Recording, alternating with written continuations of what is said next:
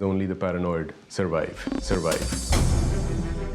The life and death battles of global businesses, the fatal decisions, the risks taken, the mistakes made inside the boardroom. We will make an absolute huge amount of money if we're right. The highest of stakes.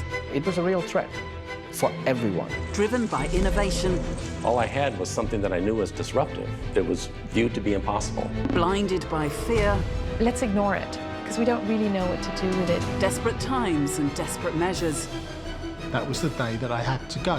Fateful consequences. So my only question would have been why? And the lessons learned.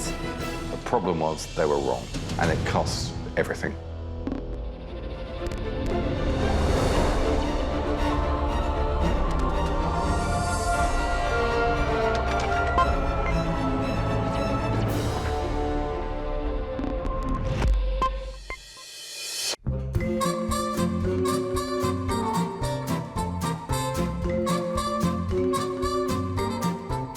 Nick Leeson came to the City of London with one thing in mind: to make a lot of money.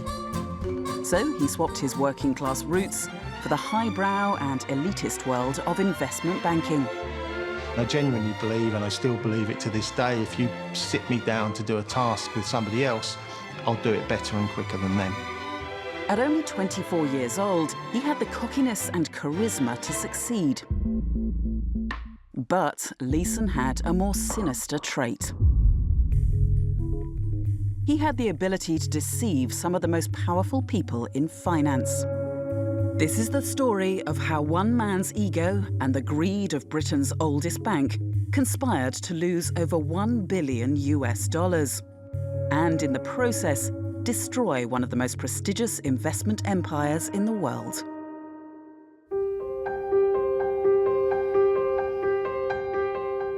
Nick Leeson had a modest upbringing, living with his mum in the suburbs of London. My mum had always instilled an ambition in me from an early age to achieve at school, to achieve at senior school, and then to achieve in life.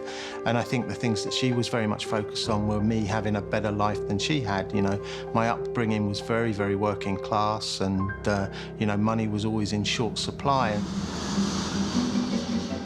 But Leeson was a man destined for bigger things, and in April 1992, he got his dream job in Singapore. He would trade for Barings Bank on the Singapore International Monetary Exchange, the SIMEX, and it gave him the glamour and attention he craved. The trading floor is amazingly exciting. People are competing against each other in a gladiatorial sort of environment where, you know, one person wins and another person loses, and you're trying to prove that you're the best. The SIMEX, which later merged to become SGX, was a cutting-edge exchange that specialised in futures contracts. These are bets on the future direction of the market. In Leeson's case, it was the Nikkei 225 index. If he correctly predicted its direction, he could make a lot of money. But if he was wrong, he stood to lose hundreds of thousands of dollars.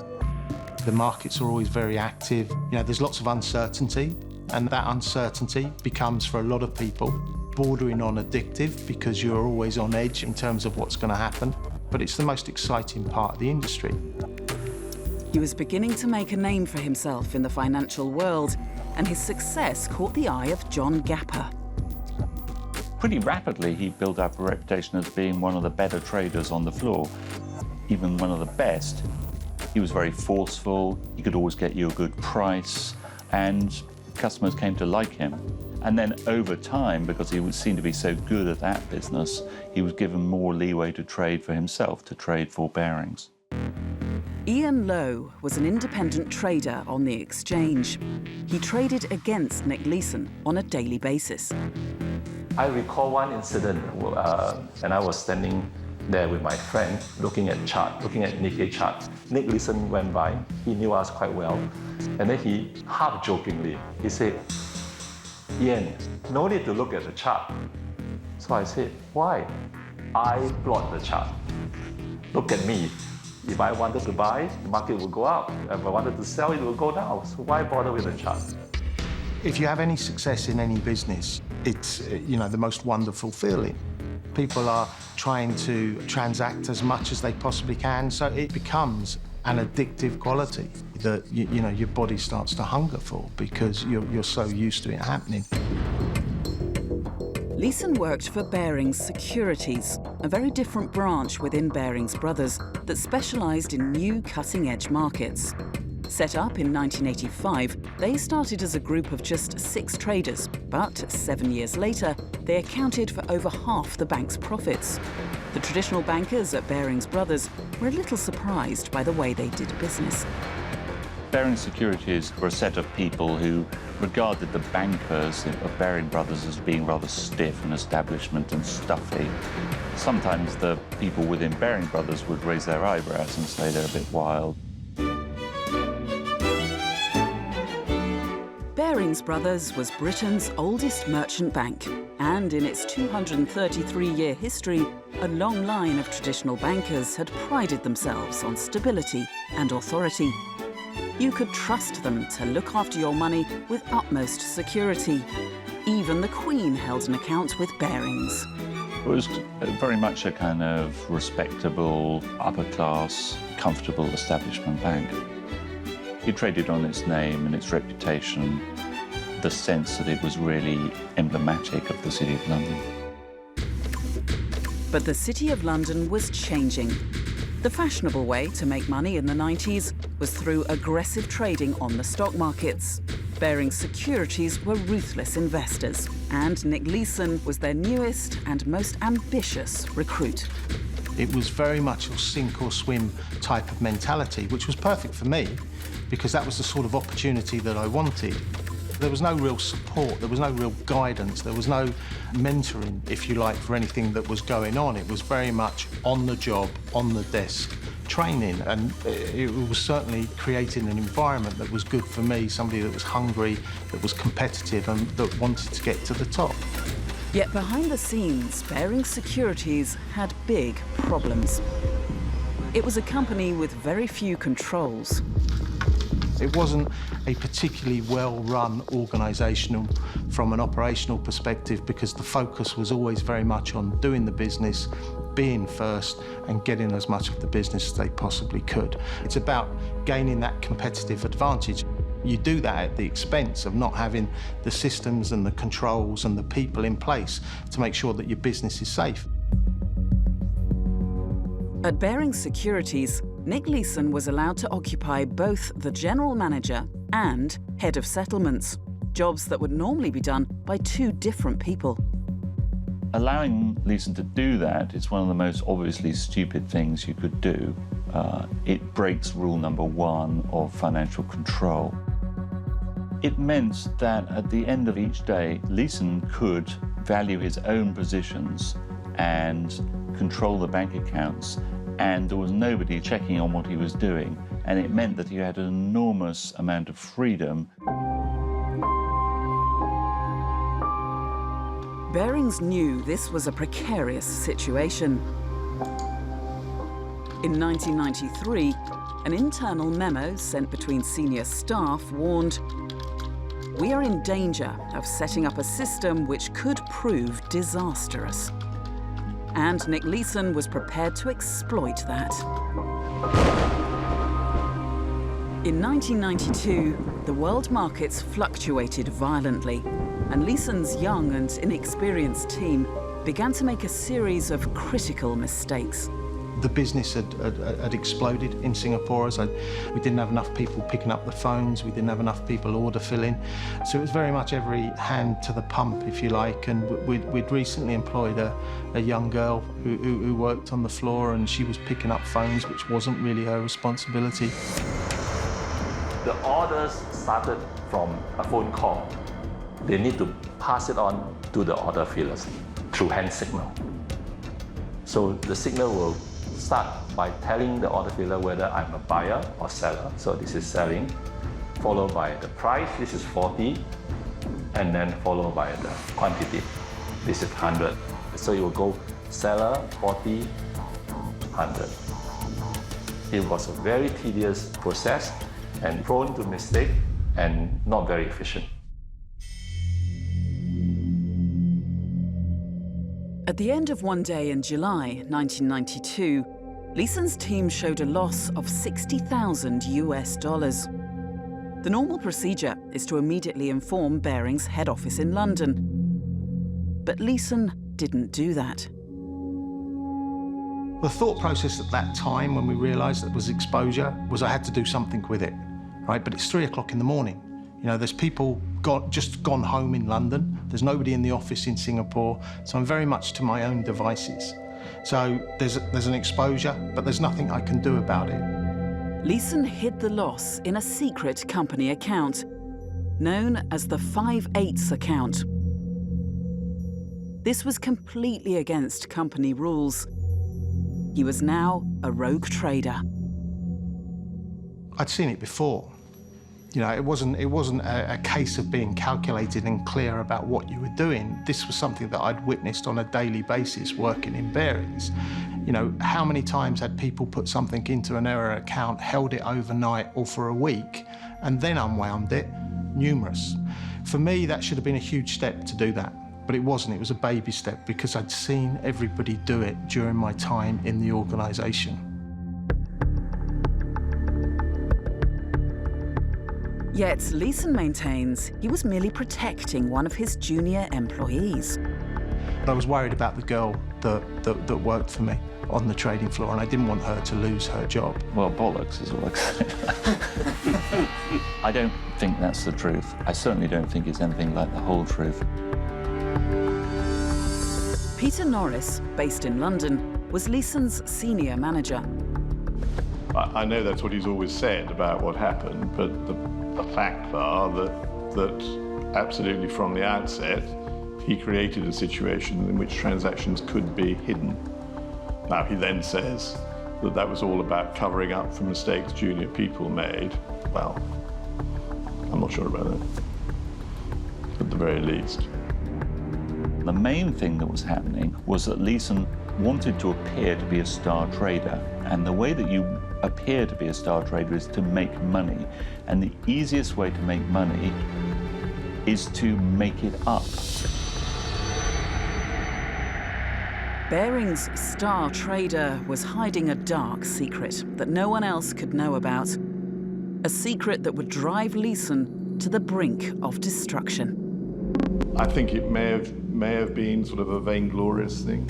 It gave him a huge buzz to be the biggest guy on the floor.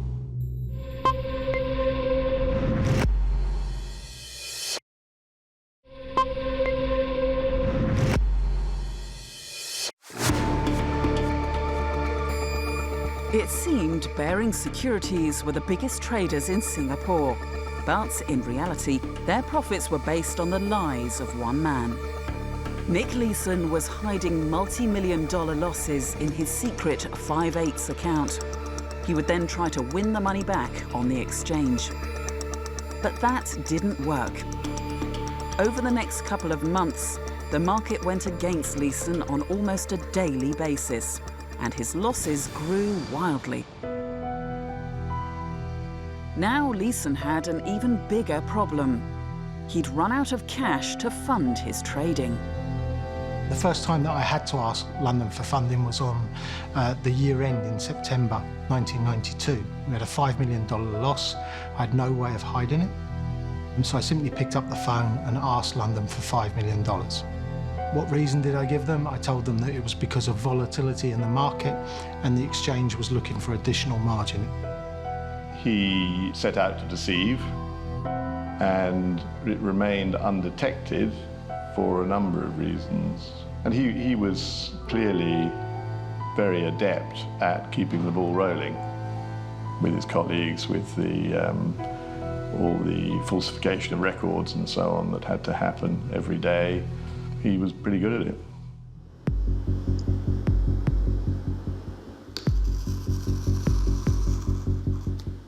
The London HQ needed proof of Leeson's new clients. But these clients didn't exist.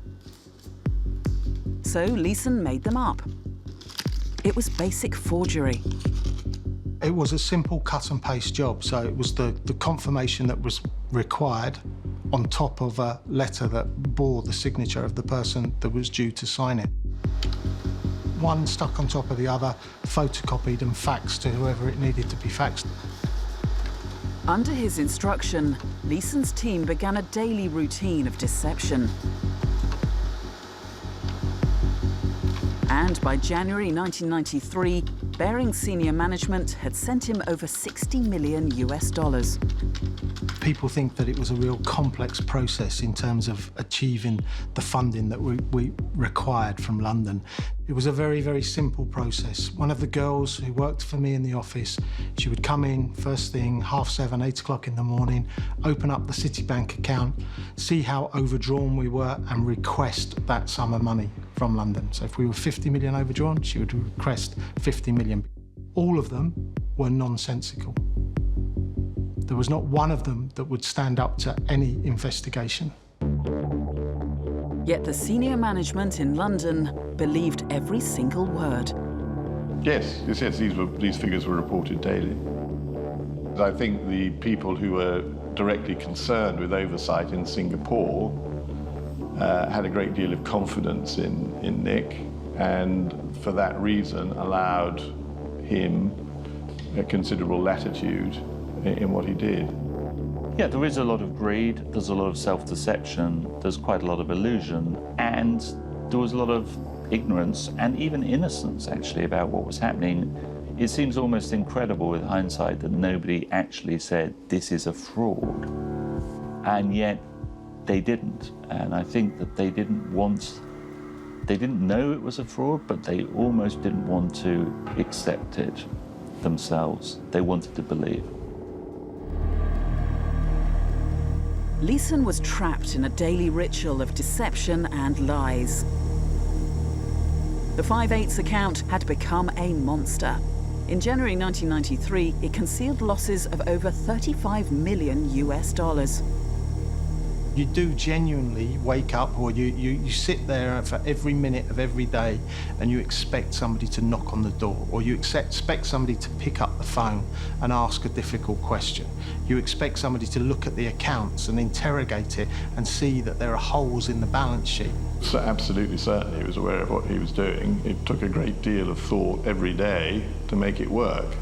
It must have been an awful thing for him every day, because he would know in the morning that he had to end the day having concealed everything that he needed to conceal again. The stress must have been enormous.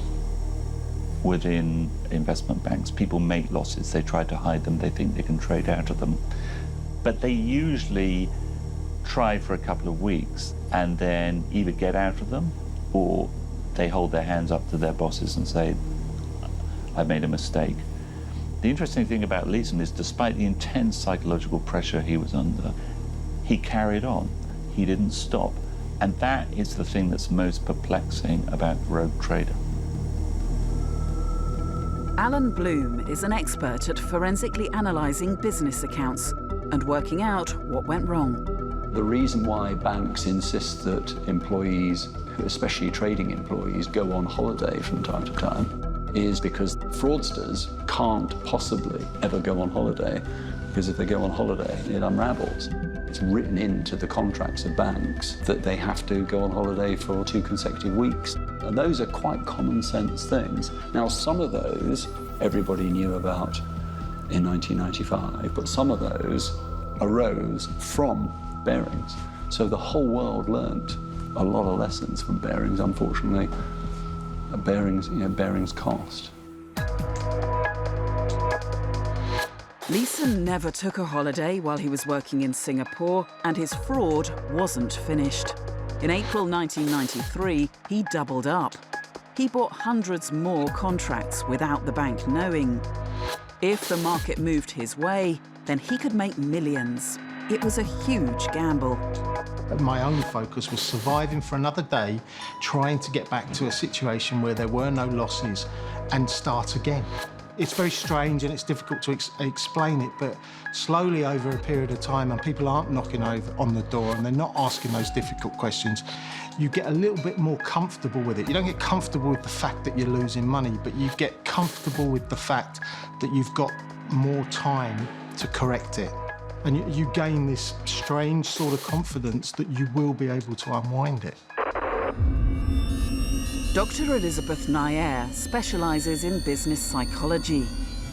The whole aspect of dispositional greed is that the person is motivated by impulses. Let me do this. I can do this. I am the best. I have been the best, and I can be again. Let me just do this again. It's as if the person is unable to be clear-headed and to understand that I am fallible. But suddenly, Leeson's luck changed. His gamble had paid off, and he won back over $20 million US. It resulted in a $250,000 profit, as opposed to a $20 million loss. And I genuinely went home that weekend believing that that was it. Nobody's found anything that's been going on to this point. Nobody needs to find anything that's going to go on from this point, because there isn't going to be anything. Let's go home this weekend and really celebrate. And we did. And on the Monday morning, there's another error, and the whole sorry episode starts again. I mean, how mad was that? He could have shut the book. Never have had to have done any of that again. And he couldn't make himself. Extraordinary. You're in a totally different mindset at that point. You've done this once. You've overcome it once. And whilst, yes, the first thing that you should do is go back and notify London of what's going on, I've just got out of a 20 million hole, which gives me this strange confidence that, you know, I'm now looking at a much smaller loss, and I should be able to sort that out very quickly the following day. But that doesn't happen. The greatest fear would be losing out and not being the best and looking like a failure. It is not so much that they believe or think that they have not made a mistake. It is the refusal to admit to having made a mistake. And they try and hide it, even to themselves. I think it may have been sort of a vainglorious thing. It gave him a huge buzz to be the biggest guy on the floor. I really can't think of any other motivation. I think he wanted and liked being seen as a star trader. He'd come from the back office, he'd come from quite humble circumstances, and he'd managed to make something of himself, and he didn't want to just go back to where he'd come from. Leeson was a man losing control, spiralling deeper and deeper into his world of lies. There was no escape. Post-May 1993, the volume of trading coming through Singapore is increasing. The trades are getting bigger, the market's moving more drastically. The market's falling from 40,000 down to 18,000. So any position that you're holding is really accelerated in terms of the loss that it's making. And I'm holding bigger and bigger positions. So it's just getting more and more crazy. Nothing was stopping this train. It was running off the tracks.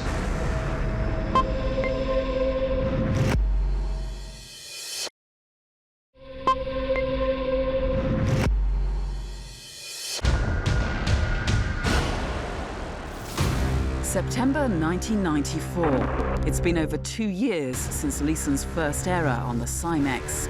That initial $60,000 US loss had ballooned to over 320 million, and the psychological pressure was escalating. The losses are just getting totally out of control.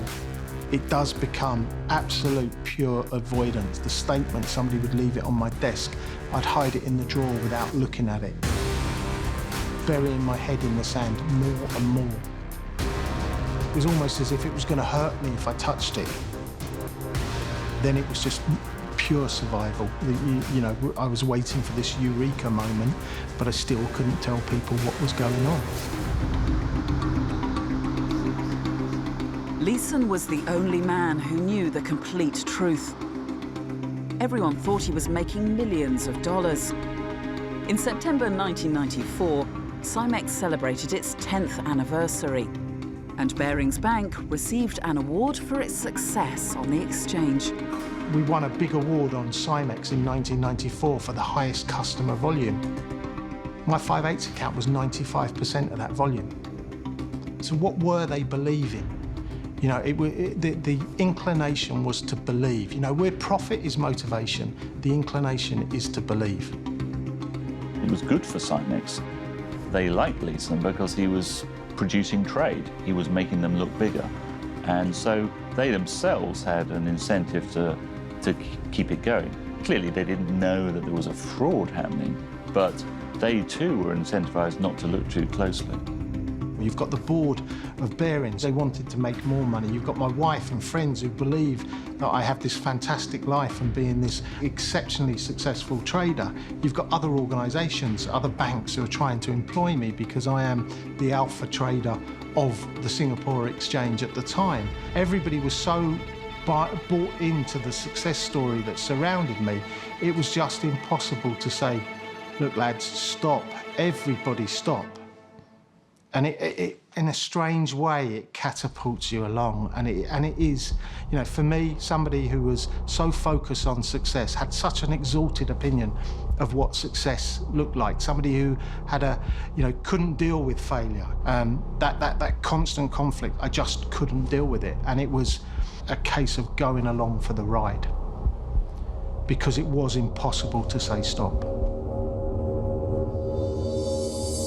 Leeson was living a Jekyll and Hyde existence. Behind his false success, there was catastrophic failure.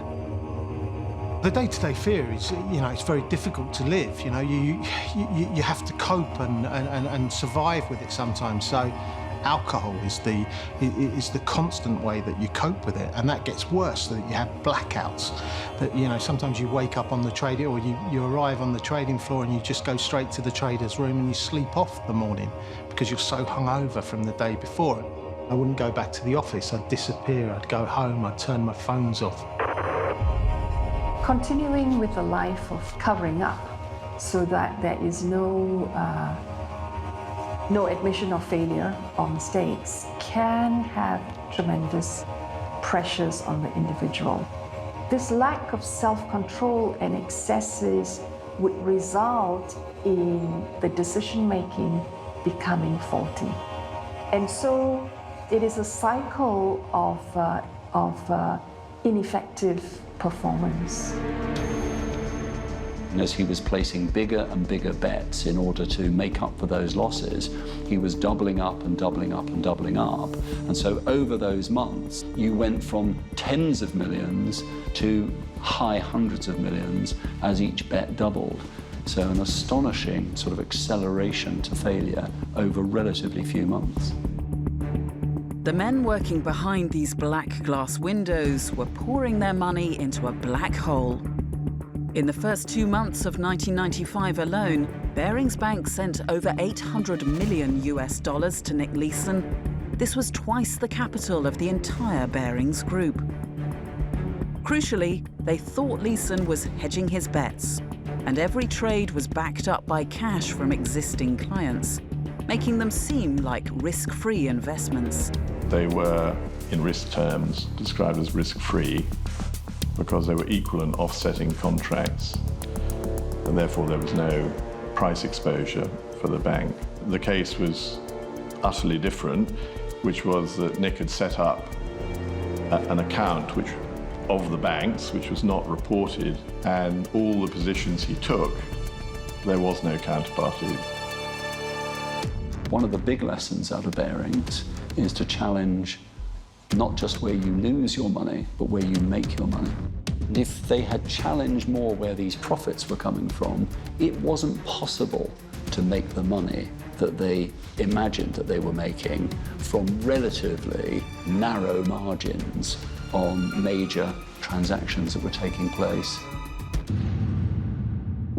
The progressive trading at Barings Securities was a world away from the traditional banking Barings Brothers was used to. And there were a lot of people who'd probably been in Brothers for the last 20 or 30 years. They were given jobs for the boys to a certain extent, and that meant that the challenge and the investigation, the interrogation that should have gone on didn't happen because they didn't understand the business. Did senior management know enough about futures trading? no, it did not. What it did know, or thought it knew, was that it had a cadre of senior management reporting to it that were expert in these areas. Which is, of course, is the way virtually every commercial or financial organisation work, because the top of any company doesn't know everything that goes on in a company, and certainly couldn't perform all the functions in it. The brothers guy could turn round to the other 4 or 5 people in the room and pretty much say, off. Right? To leave it alone. It was the biggest money-making part of the firm, and don't ask stupid questions. So were senior management blinded by the allure of Leeson's profits? Well, I can only really speak for myself, and the answer is no. I wasn't. But I was blinkered or blinded by the fact that those who were directly involved in the activity, both the traders and the accounting staff and so on and so forth, expressed confidence in what was going on. By that time, there was something perverse happening, that the very scale of the fraud had made him into such an important person that nobody could question him. That if anybody questioned him because he appeared to be such a valuable figure, he could simply tell them to stop asking questions and they would back down. But in February 1995, Barings auditors examined the accounts in greater detail. They noticed an unusually high debtors figure of nearly $80 million. On the 6th of February, the bank's treasurer, Tony Hawes, and his junior clerk arrived in Singapore. Their brief was to find out why Leeson was spending so much money. I don't think Tony Hawes ever met me in Singapore. Didn't understand the business, didn't understand how it fitted together. Again, another brothers employee. But Leeson had become an expert at deflecting unwanted attention. Singapore was a bit of a party town at that time for the senior managers coming through Asia. And again, you know, it all goes back to avoidance, you know. Avoid them getting to the trading floor and make sure that they can't really interrogate what's going on. One way to make people avoid looking too heavily on what was going on the trading floor was to meet them from the plane, take them for a few beers, get them whatever they wanted, make sure that the next morning they had a hangover so they didn't come to the trading floor until late, and then put them on the plane out of there to whichever jurisdiction they were going to next. And that was repeated time after time after time. Tony Hawes stayed slightly longer, but he still left Singapore after a week. He failed to see through Leeson's deception. But his assistant, Tony Railton, was slightly more suspicious. That the pressure is really building. Tony Railton had been there for 23, 24 days. Was he an immediate threat to me? It didn't appear that, on the basis that he was a very junior person in relation to me, and the likelihood was that I was going to be able to fob him off for a little bit longer. On the 13th of February 1995, Railton wrote, "If you close out all the positions, there is no way on God's earth that you could actually return all the yen." Barings brothers knew there was a big problem, and only Nick Leeson could account for it. I knew that that was the day. That was the day that I had to go.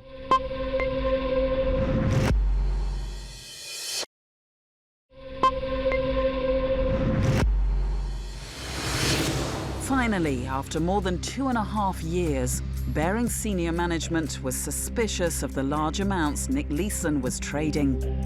And Leeson was running out of excuses. The vultures are circling and they're getting closer, and you're running out of energy and they're about to swoop down and kill you. In my own mind, whether I was surviving day by day at this time, it was hour by hour, because there was somebody in the office with me or who was present in the office looking through the reports. That morning, rumours of Barings' problems filtered through to the Cymex trading floor. As ever, all eyes were on Leeson, but today it was for a very different reason. On Thursday, there was rumours speculating on the floor that Barings about to go under. And with Barings holding such a big position, naturally the market would collapse. I was trading from the pit, and the Barings booth was very close to the pit. And he was very nervous, kept staring at the screen. And then he started tearing the trading card into small pieces, put them in his mouth, and started chewing them. Tony Railton was still on Leeson's case. He finally tracked him down and arranged a meeting with him at 4 p.m. that day. When I got the phone call from Tony, I knew that that was the day. That was the day that I had to go. The position discrepancy has been exposed. There is no explanation. I have to go. Now, it's fight or flight, I suppose. It's a normal physiological reaction.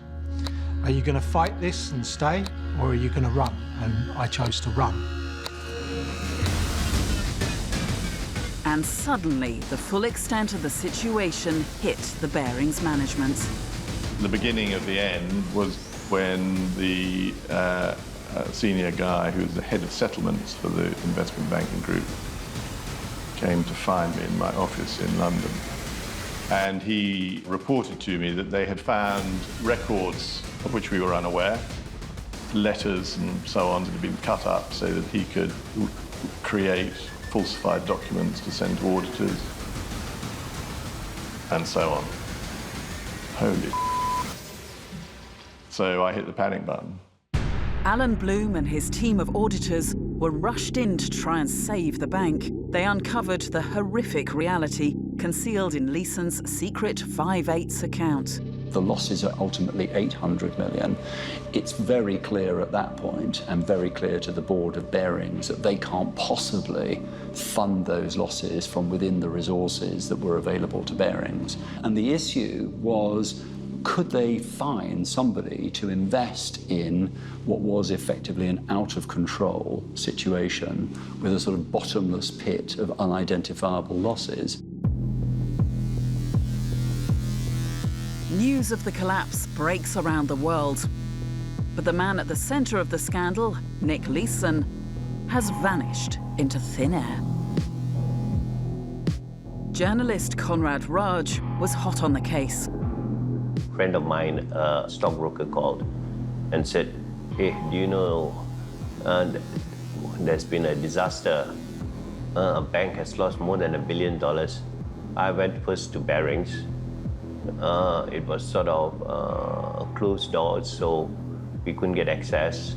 Of course, it was still a shock to us that a bank of that sort of history and of that sort of size could just, went under because of one single trade, because of this trade that is happening in Singapore, not anywhere else in the world, but in Singapore. But the million-dollar question remained unanswered. Where was Nick Leeson?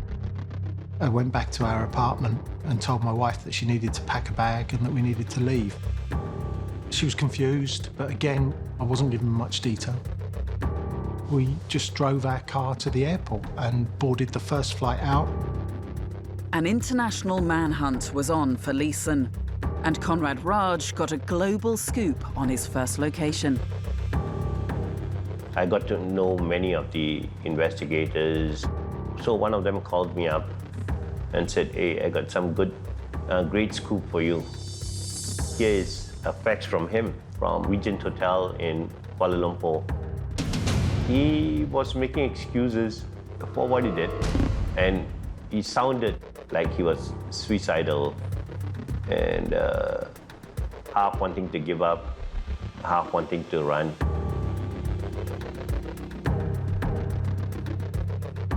Consciously, I can't remember what the need was to write on that.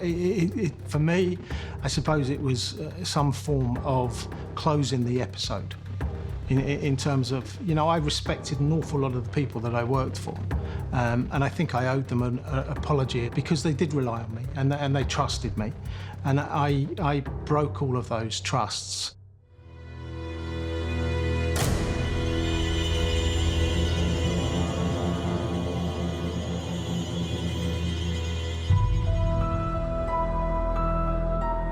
shudder went down my spine at that point, a sense that you are standing at a point in history. This is not just any other bank, any other institution. This was, one of the most famous financial institutions in the UK, indeed in the world, and a sense of almost disbelief that it could come to this. I will blame myself till the day I die for the fact that it happened on my watch. I went down into the local newsagents and picked up the newspaper, the Asian Wall Street Journal, and the headline was "British Bank Collapses." And you're taken aback and starting to read the body of it and speed reading it as quickly as possible to try and get to the salient details. And then slowly it starts to dawn on me that that's what's happened. I've caused the collapse of the bank. On Monday morning, the Cymex reopened for trading, but Barings Securities' booth was empty. Britain's oldest merchant bank and its 233-year tradition was now part of history. What was left of the Barings name was bought by Dutch bank ING for £1. But Leeson didn't care. He was desperately trying to get back to the UK. Every exit gate, there's a TV above it, and the news is constantly being played through it, and the news is all about me. And then, it was the time to board the flight, and you're approaching the gate, and again, you're holding hands and you're panic. You're complete and utter panic because, again, your face is above those TV screens. The attendants come round with the newspaper, and my, whether it's a French newspaper, Brunei newspaper, Singapore Straits Times, or an English newspaper, my picture is on the front page of every single newspaper. So again, you're hiding throughout the journey back. What you got to do back, Nick? Leeson was finally arrested at Frankfurt International Airport. Wearing a backward cap and a smile, he was the boy who lost $1 billion. He was eventually sentenced to 6.5 years in prison. I do sympathize with him. He was a fun-loving guy. In a sense, you almost wish that he could get away and, run off somewhere, some island or other, and live happily ever after. Oh, it's perverse, but sometimes it's that underdog sympathy that you have,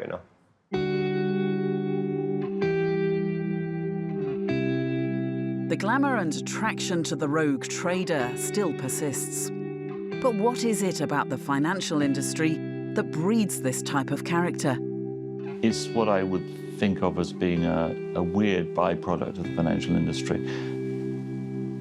Traders are put under an enormous amount of pressure. They're given trading books, given an awful lot of responsibility. They are incentivized through bonuses very heavily to take risk.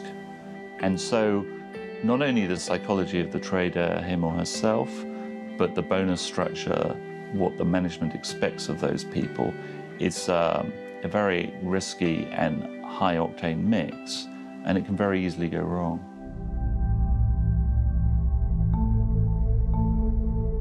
Nick Leeson, the young, cocky trader from the suburbs of London, will forever be known as the original rogue trader. But in an industry where millions of dollars change hands in an instant, the basic human emotions of fear and greed can pervert each simple decision. If I'm asked to give you one word to describe my fraud, the only word I can come up with is crude. And the most obvious example of how crude it was that every single trade in the 5/8 account, every single day, went back to London, and somebody, not under my control, deleted those trades every day for a 3-year period. But people were ignoring it. Because again, you go back to a business that's based on profit, and there's an inclination to belief. And the fundamental attribution error is alive and kicking in banking as it is in many other industries, and the belief is it's going to happen, but it's not going to happen to us, therefore it's okay.